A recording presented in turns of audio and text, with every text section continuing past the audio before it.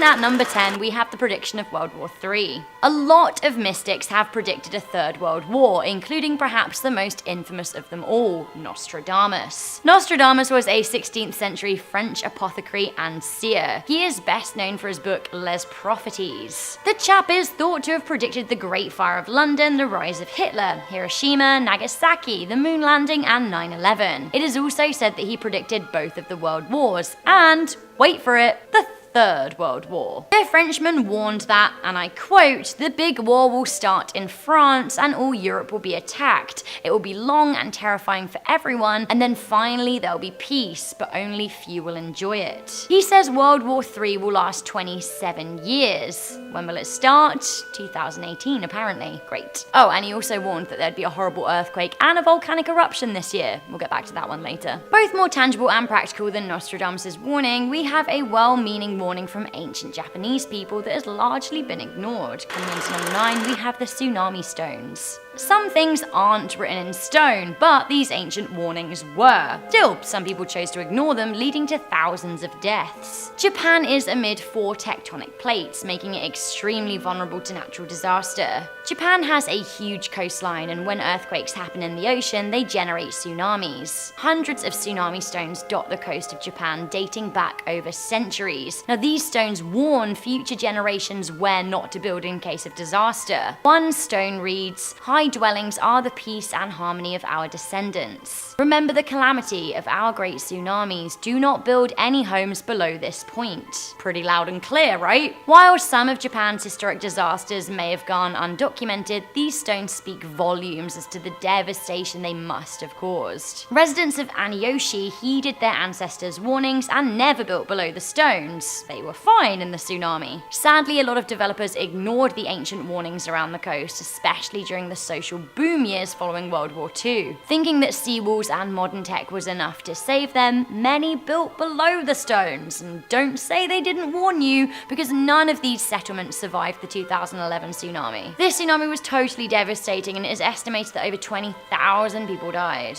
Next up, we have a warning from the past and present that will one day very much affect our future. Coming in at number 8, we have the imminent eruption of Yellowstone. Remember what Nostradamus said? Well, think about that when we talk about Yellowstone. The Yellowstone volcano is a supervolcano waiting to blow. The information isn't anything new. Scientists have been warning people for years. Now, the last time the volcano erupted was 6,400 years ago, roughly 6,400 years after its previous explosion. Notice the pattern there?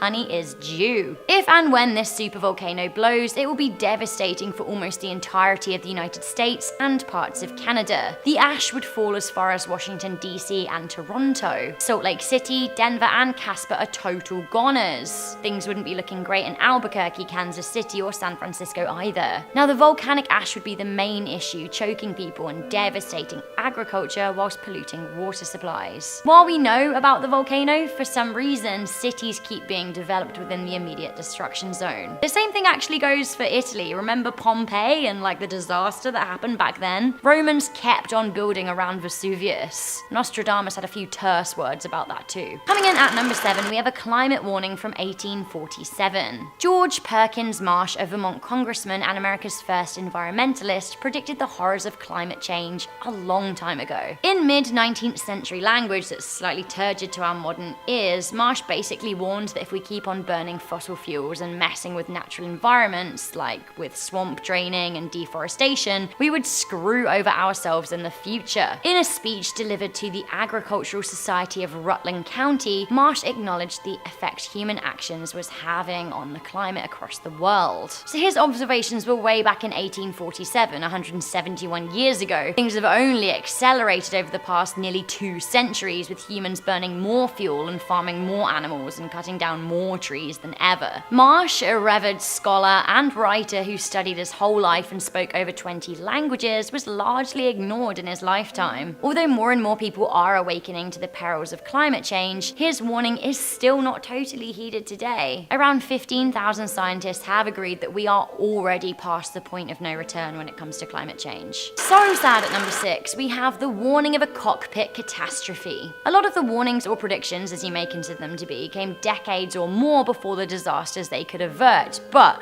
this eerie warning came just 2 months before 150 people were murdered. Dutch pilot Jan Crocheret, a captain for Emirates Airline, wrote an article for a specialist flight magazine, Pilot and Plane. Now, this article came in early 2015, 2 months before co-pilot Andreas Lubitz plunged Germanwings Flight 9525 into the French Alps. Jan wrote of the perils of the internal locking cockpit, which were installed as a safety measure following 9/11. Now, the doors are bulletproof and work so that nobody can storm a cockpit and hijack a plane ever. However, in this article, Crocheret speculated that this could be abused by a corrupt co-pilot. He wrote how you never know who you're sitting next to, you never know what they're thinking and what they're feeling. He said that he feared that one day he could go to the toilet and his co-pilot could lock him out of the cockpit. He wrote that there's little choice then but to go to the passengers and sit and wait to see what the future brings. Now, really sadly, this is exactly what happened with the Germanwings flight. Lubitz locked Captain Patrick Sonderheim out and convinced him to use the toilet. He couldn't get back in, then he crashed the plane. Coming in at number 5, we have the ice sheet collapse. 50 years ago, there was a lot going on in the world. The US and the USSR were embroiled in the Cold War. Also, there was a space race going on, keeping headlines occupied. However, in 1968, American glaciologist John Mercer was studying the ice sheet in Antarctica. He wrote a paper calling the West Antarctic ice sheet vulnerable and unstable, warning that it was melting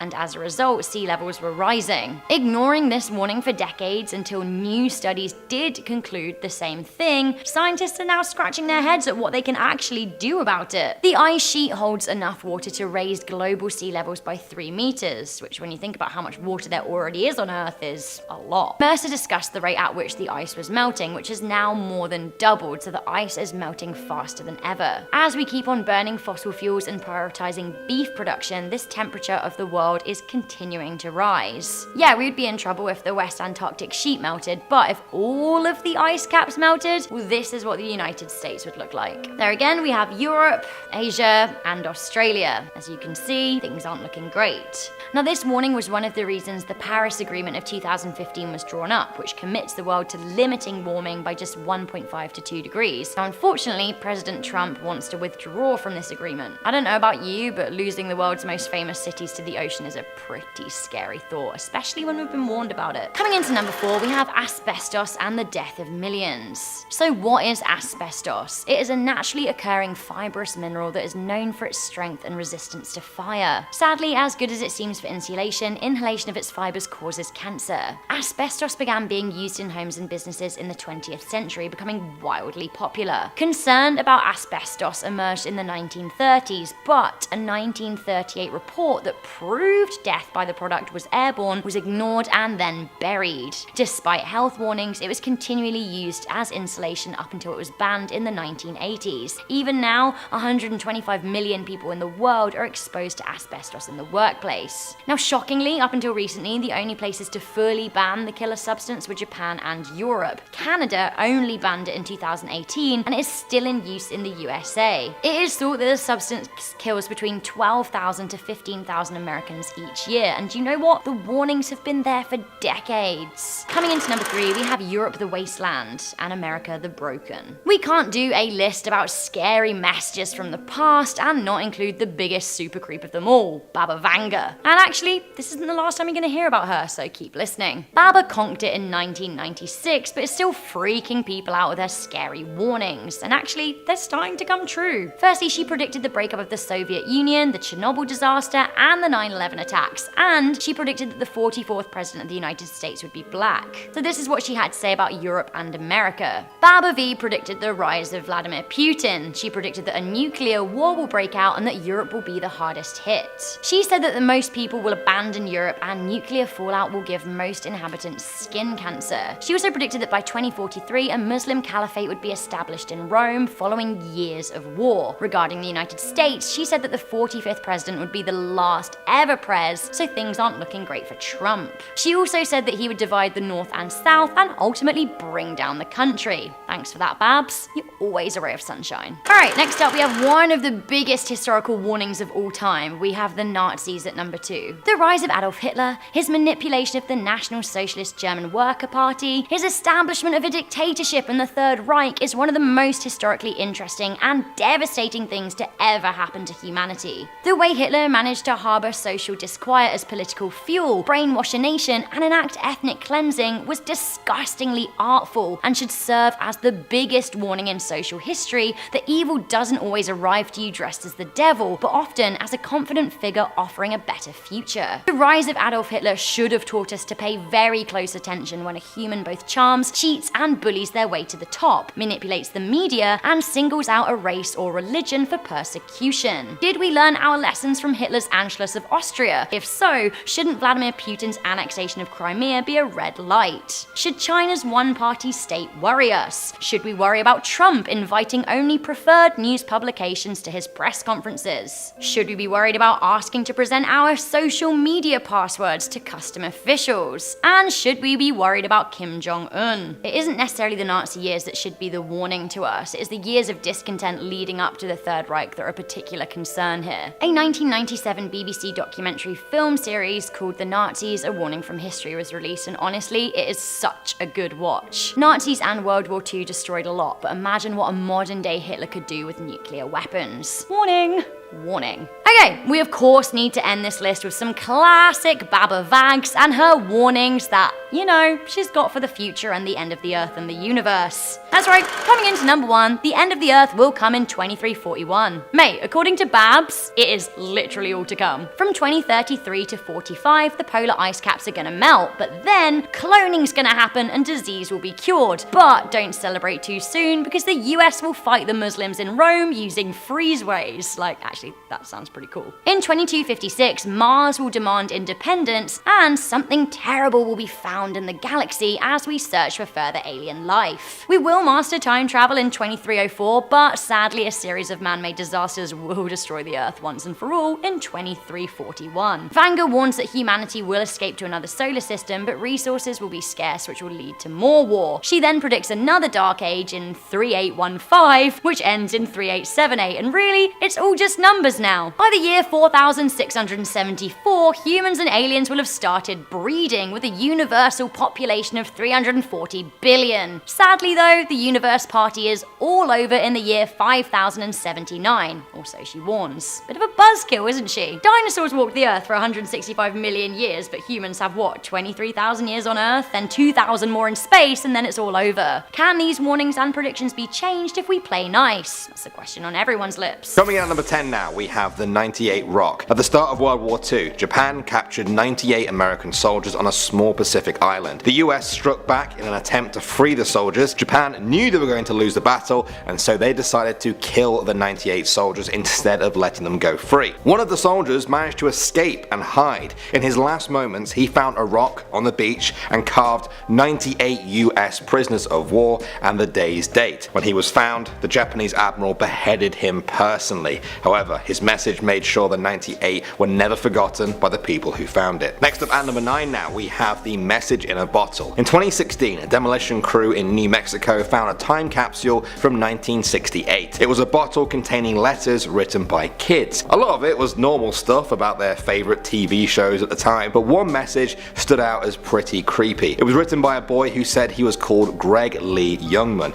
It read, "I am dead. I go to Montgomery School. This is the olden school name. I was born in 1900. You auto, now I dead. My favourite subject is spooking the police. I play the guitar. In case you don't know what it is a board with strings on them. I am 10 years old. See you later, savages." What did you guys make of that? Was it the ghost of a 10-year-old boy who liked to scare police, or was it just some kid being a real savage? Really weird either way. Next up at number 8, we have the Nazi time capsule. In 2016, archaeologists in Poland found a time capsule from Hitler's Third Reich. It was buried by the Nazis in 1934 before the Second World War started. They wanted it to be dug up in the distant future by people living in a utopian Nazi world. Obviously, that didn't happen, which makes the contents of the time capsule that much more chilling. Inside there were newspapers, 2 copies of Hitler's Mein Kampf, documents from Nazi Germany, and a letter to future generations. The contents were put in a Polish museum and are now a scary reminder of what could have been.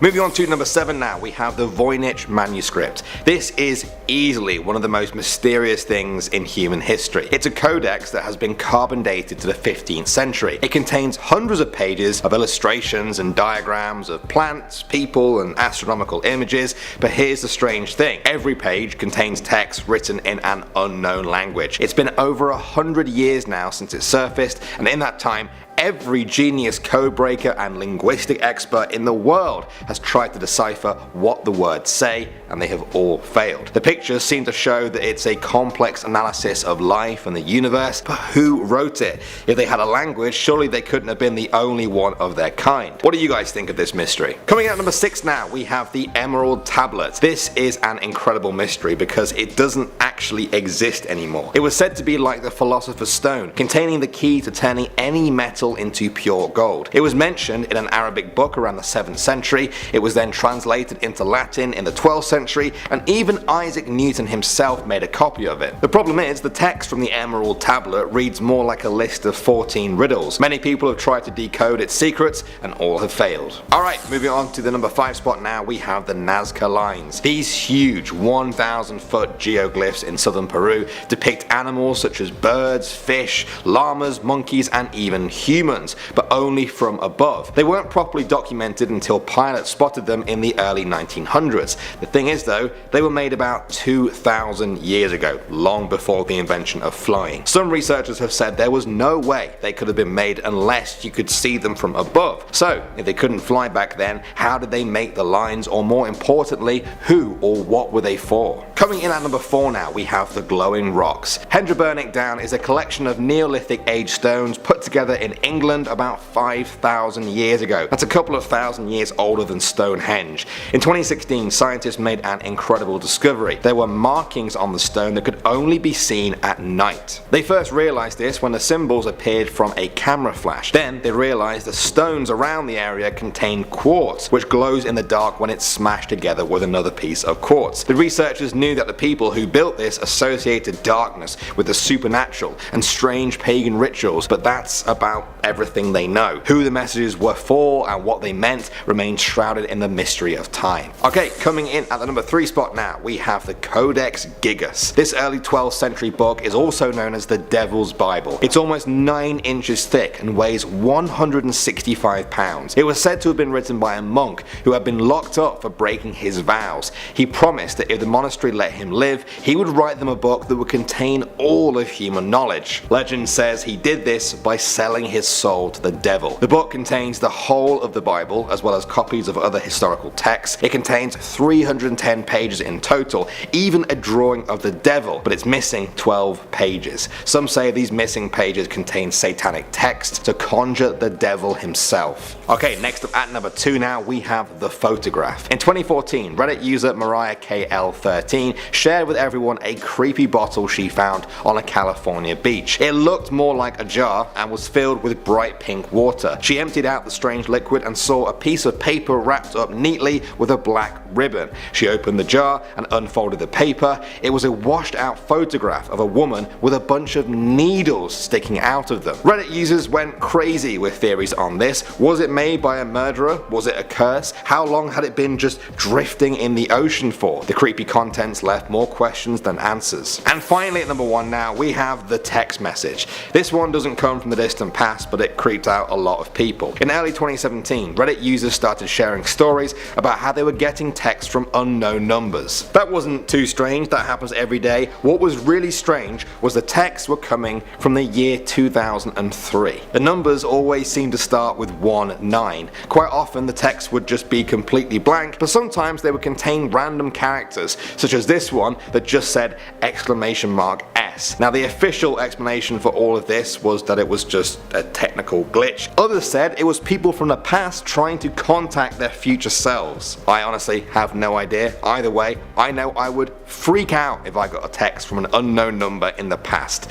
What about you guys? Coming in at number 10, we have the apocalypse. The end of the world has been predicted so many times in history, and it's hard to take those warnings seriously, like so many times. Nonetheless, right now, some Christian conspiracists are predicting that the end of days is coming in 2021. The Bible does actually talk about the end of days, and that book dates back thousands of years. The World Bible Society also says that Jesus will return after the end of days in 2028. Apparently this comes from studying the Bible and pinpointing a date for the rapture. Society President Dr. B. Shaw said that 7 major signs have already been fulfilled, 5 major signs are currently being fulfilled, and 15 more major signs are yet to be fulfilled. I don't know, I'm not sold on this one. Coming in at number 9, we have a warning from the Egyptian tombs. The Curse of the Pharaohs. Classic. The curse of King Tutankhamun's tomb warned people off disturbing it for thousands of years. King Tutankhamun died in 1400 BC and was buried in a chamber in Thebes in Egypt. When his body was buried, the ancient Egyptians wrote a warning, as they did on many other burial chambers. Fast forward around 2,500 years, and Lord Carnarvon and Howard Carter's team ignored the warnings and entered King Tut's tomb in February 1923.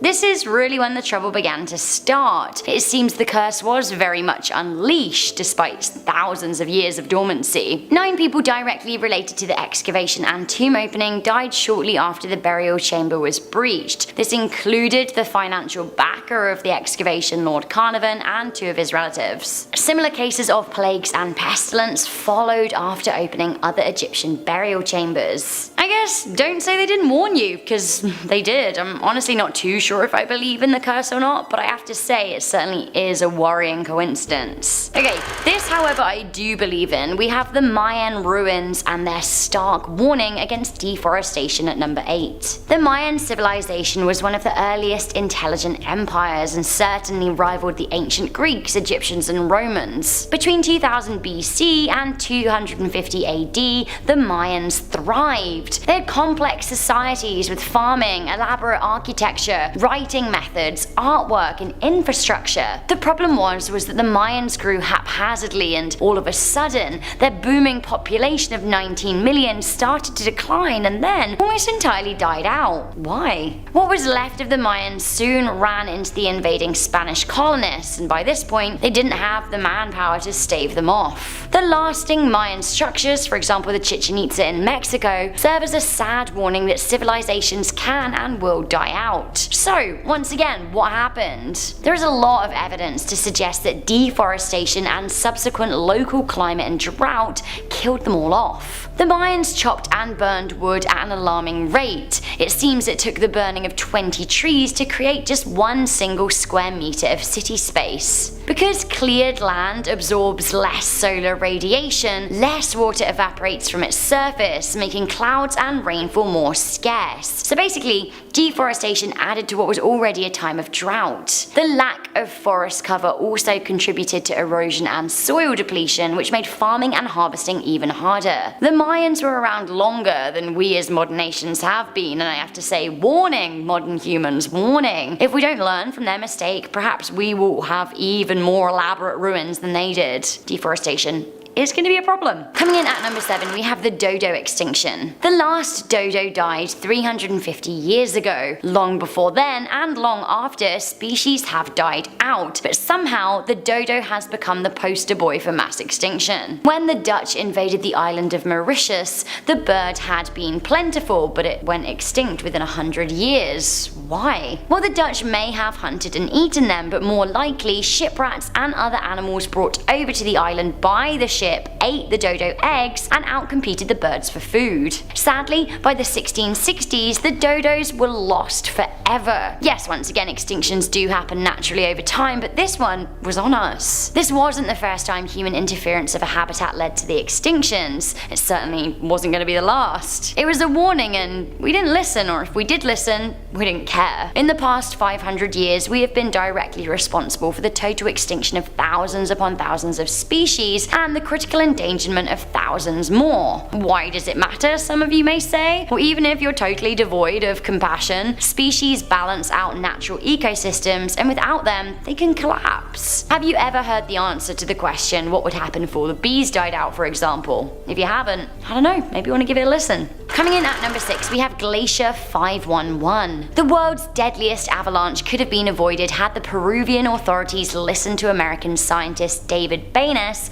and Charles Sawyer. These guys noticed that a glacier in the area, Glacier 511, was extremely unstable. When they told authorities in 1962, they were simply thrown in jail. Despite warning the Peruvian government that a glacier would soon cause a deadly avalanche, nobody listened. Just 8 years later, the avalanche came and buried 25,000 people under ice. In total, there were 70,000 casualties. Coming into number 5, we have the warning of antibiotic resistance. Alexander Fleming was given a Nobel Peace Prize for his work utilizing penicillin to create antibiotics and cure serious bacterial illnesses. When accepting his prize in 1945, he warned us of a future where frequent and improper use of antibiotics could lead to superbugs. That warning has been echoed by medics across time, who warn that by not taking the right dosages of medicines, we can allow our bodies to become resistant to the drug. Then, it is possible for us to spread this resistant sickness to others, which is how a very, very dangerous pandemic could start, and we wouldn't then be able to cure it. If a post-antibiotic era does come, some estimate by 2050 it could kill more people than cancer.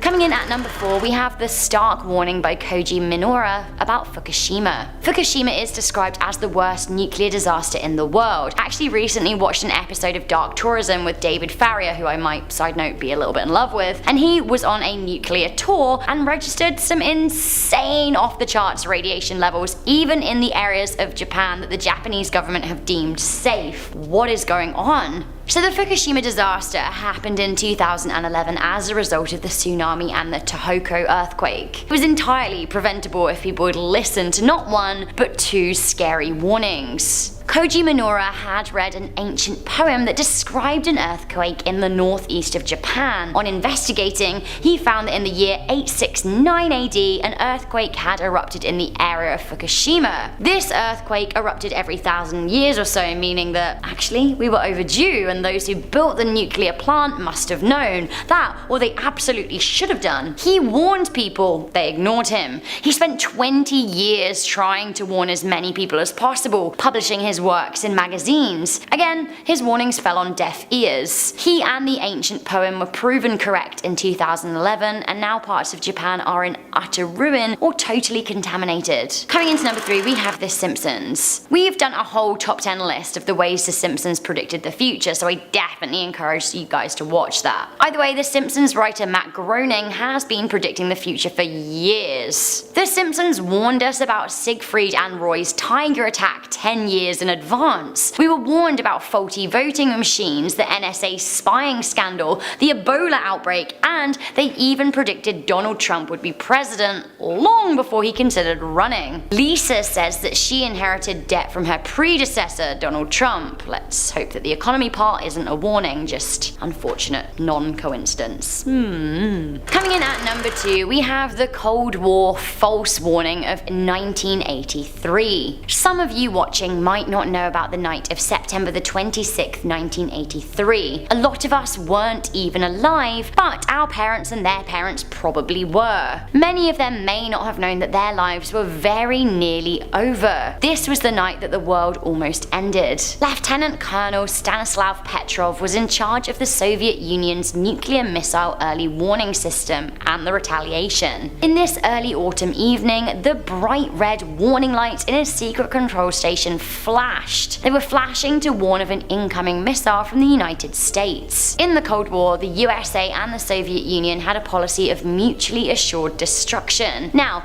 Petrov kept his cool, unsure if the warning lights were a false alarm, as he only saw what looked like 5 missiles incoming. He had the sense to suspect that if Americans were going to strike unannounced, they would probably do so with more than 5 missiles. Rather than pressing his missile release button to fire back at the USA, he simply waited. A dangerous game, sure, but within 15 minutes he realized that this was indeed a false alarm. So many people in charge would have been hot-headed and fired back without any hesitation. Had the USSR struck America, a full-blown nuclear war would have begun that night, ending life as we know it today. Luckily, Petrov was shrewd and composed, but the incident serves as a warning not to trust computer systems over human judgment. It's also a warning that hotheads with fingers on buttons might just cost us our lives. Not naming any names. Finally, coming into number 1, we have George Orwell's 1984 warning of the surveillance state. Orwell wrote 1984 almost 70 years ago in 1949. While his famous literary work was set 35 years into his future, the totalitarian state he envisaged was a hyper-reality, a fiction imagined by exaggerating trends he saw in the modernizing world. It turns out that 70 years later, his book may be less fiction than it is a word of warning. Orwell predicted CCTV and hidden cameras, as well as government spying on private conversations, which, if we learned anything from Ed Snowden, is definitely happening. He also predicted that televisions would be used to listen to civilians. Now, these days there's a lot of speculation that our smartphones might be listening to us. John McAfee, maker of antivirus systems, said, "If you give me just a small amount of information about yourself, I promise you, within 3 days I can turn on the camera in your computer at home and watch whatever you're doing." Basically, in short, 70 years ago, George Orwell warned us of the surveillance state. Alright, starting off the video now, I'm going to talk about Greg Wilkinson's letter. In July 2017, a strange letter was found in a bathroom wall in a house in Sydney, Australia. It was written by a man called Greg Wilkinson, and it contained some disturbing predictions about the year 2060. That wasn't the only thing though. The letter also explained who Greg was, and that he wrote the letter on the 15th of April 1995. He enclosed a picture of he and his wife on their wedding day and explained how they met. He listed the cost of everyday items there, such as bread and milk. He said that the internet was the hot new thing and that it was currently exploding. Greg even included some information on current technology. He said he was writing the letter on Microsoft Word on a laptop with 8 megabytes of RAM. Greg described that as pretty high end at the time. It does seem quite strange looking back at that, because the average smartphone these days is like hundreds of times more powerful than that. The letter begins to take a darker tone though, as Greg talks about current generational trends. He said that AIDS is killing thousands of people and that it's decimating poorer countries. Deaths due to AIDS peaked in the mid-90s in the US but have been falling ever since. This morbid tone continues though when Greg moved on to the predictions for the future. Firstly, he states that his wife thinks the letter will be discovered in the year 2020, but Greg thinks it will be closer to 2060. The letter was found in 2017, and so it seems like his wife was almost spot on. Greg went on to say that he believes there will be an ideological problem with Islam that will plunge parts of the world into what he called a global war that could go on forever. Some people said this was a chilling prediction of jihadism in the decades since the letter was written. Others have said that's wrong and that it's an unfair characterization, and the prediction has sparked a lot of debate online. Greg also accurately predicted that China would become a world economic superpower. This may seem very obvious to us now, but at the time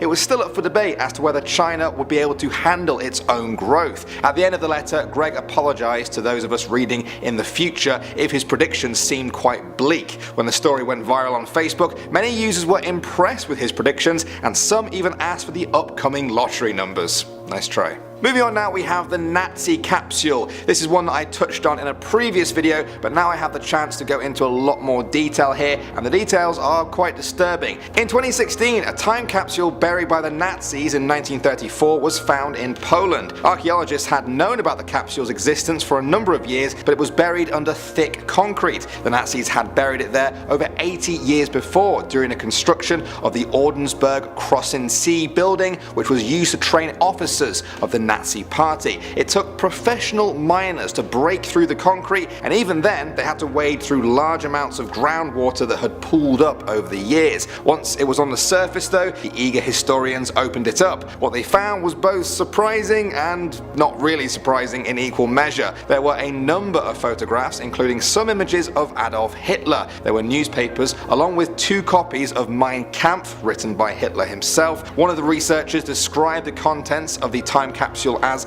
perfectly preserved. The construction of that camp began on April 22nd, 1934. It was made with huge granite foundations and cost 20 million Reichsmarks to construct. It was an important place for the Nazis. They wanted it to be an educational center to train the next generation of Nazi cadets. It had strict requirements on who could be admitted. They had to be at least 5'4", between 23 and 26 years old. They also had to be racially pure. I'm not sure what that means, but it's the Nazis, so we can guess that it would be a pretty horrific thing. They had to be in good health and have no physical limitations. Their classes would include studies of politics, world history and philosophy. They would also be taught battle tactics, military drills and sports. The camp eventually went on to become a base for the Hitler Youth. The more details you learn about the camp, the more creepy this time capsule really becomes. Moving on now, we have Einstein's letter. In 1939, Albert Einstein contributed a letter that he wrote to the World's Fair time capsule. The time capsule is intended to be open in the year 6939, exactly 5,000 years after it was buried. The time capsule was called Time Capsule 1. In 1964, when the World's Fair returned to the same site in New York, a second time capsule called Time Capsule 2 was buried just 10 feet north of the first one. Along with Einstein's letter, Time Capsule 1 contained 35 small everyday items. These included a fountain pen and an alphabet block set. There were also 75 types of fabrics, metals, plastics and seeds.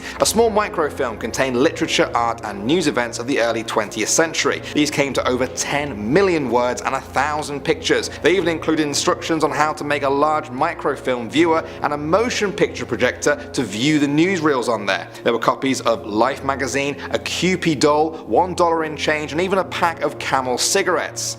The seeds in glass tubes were of wheat, corn, oats, tobacco, cotton, flax, rice, soybeans, alfalfa, sugar beets, carrots and barley. Enough of all that though, let's talk about Einstein's letter. In the years since all this, the world has come to respect Einstein as perhaps one of the most intelligent people to ever walk the earth, and someone who seemed to have a great insight into the unknown. That's why people found his letter that described the brutality of war and its place in human nature as quite disturbing. It read as follows: "Our time is rich in inventive minds, the inventions of which could facilitate our lives considerably. We are crossing the seas by power and utilizing power also in order to relieve humanity from all tiring muscular work. We have learned to fly and we are able to send messages and news without any difficulty over the entire world through electric waves. However, the production and distribution of commodities is entirely unorganized, so that everybody must live in fear of being eliminated from the economic cycle. In this way, suffering for the want of everything. Furthermore, people living in different countries kill each other at irregular time intervals, so that also for this reason anyone who thinks about the future must live in fear and terror. This is due to the fact that the intelligence and character of the masses are incomparably lower than the intelligence and character of the few who produce something valuable for the community. I trust that posterity will read these statements with a feeling of proud and justified superiority." Moving on now, we have Dante's time capsule. This story comes from a user on Imgur who said that one day his grandmother invited him over to her house to help her sort through some old stuff. Inside a safe in her ceramics room, he discovered a time capsule that even she didn't know was there. He found the safe while clearing out a cupboard and noticed that it had a false bottom to it. The fact that his grandma had no clue what was in there was exciting. It meant that its contents had been lost in time. They were about to discover something really big. Unfortunately though, his grandmother didn't know the combination to open the safe. After some deliberation, she gave him permission to open it by any means necessary. So they took it outside and they pried it open with a chisel. Inside the box, they quickly realized that the capsule had been put together by one of their own family members. It wasn't the grandmother's parents, but the grandmother's grandmother who had made the time capsule. That meant it was at least 4 generations old. Inside they found a message that read, "Abandon all regret, ye who enter here." Now this is a slight change exchange from the famous line in Dante's The Divine Comedy, which reads, "Abandon all hope, ye who enter here." They weren't sure why their relative had swapped the words regret and hope. The poem that it's quoting describes a journey through hell, purgatory, and heaven. They weren't put off by this slightly dark overtone though, and continued to search through the time capsule. They found a black silk bag with Chinese calligraphy on the outside. They translated it to find that it meant double happiness. They opened the bag, which contained an assortment of items, including a pen, a plastic box, a suede pouch, and even an oil lamp. Then they found pictures of his great-grandfather and his great-great-grandmother. Inside the suede pouch was a nice old pocket watch and a bunch of stamps from every corner of the world. The plastic box contained coins that were also from pretty much anywhere you can think of. Some of the countries don't even exist anymore. The final item that they discovered was a single solitary key. There was no note or clue as to what this key was for. It was a total mystery, but mystery was what this time capsule was all about. Perhaps one day someone will figure out what the strange warning on the paper meant and what exactly this key can unlock, but for now the answers are lost in time.